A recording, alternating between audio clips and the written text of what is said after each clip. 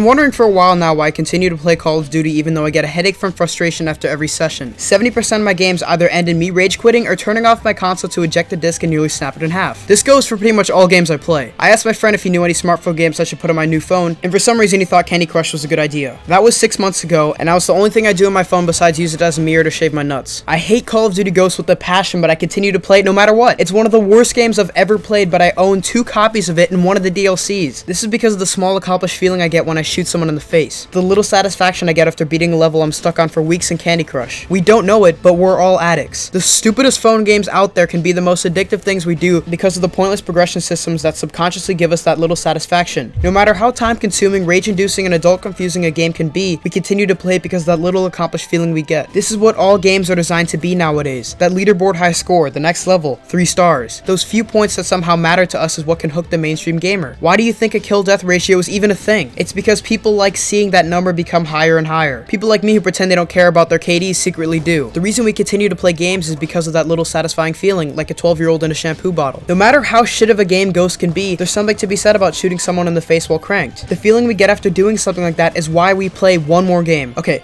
one more game. This is the last game and then I'll pee. I'll stop after 8th Prestige. I'll just pee in this bottle. I'll stop playing at 3. I don't need to sleep anyway. Usually people stop doing something if it frustrates them enough to throw what they're holding, but not in a video game. I bought Battlefield 4 yesterday, and the first few games I played I was adjusting to the different playstyle and learning specific controls, and ended up doing extremely well without even noticing. Earlier today when I sat down to play, I was starting to get familiar with the game, but the entire time I had to hold back screaming after every single death. Every little thing a teammate did pissed me off, and just looking at their bodies was a chore for my brain. I was very close to chucking my first controller. I was dying way more than killing, and this continued for about 6 hours. The whole time I craved that feeling of being dominant and killing everything I could see like my first session. That's the video game high. That's why I kept on playing even after my family got mad at me for yelling at my TV screen instead of spending time with them on Mother's Day. Gaming is a drug. Flappy Bird is so addictive because every time you pass your previous record, dopamine is released in your brain and immediately you want to do it again. You keep on playing until that number changes to a new high score. Popular video games aren't even fun anymore. Flappy Bird isn't even a game. Developers are successful if they make their game addictive. It doesn't matter if it's fun or not. You're forcing yourself to play because of the progression system. You hate the game you're addicted to, but somehow you think to yourself that you'll be able to brag to your friends that you're 50 levels ahead of them in Candy Crush. That's not fun. What's fun is explaining that you're not having fun gaming in a 3-minute YouTube video.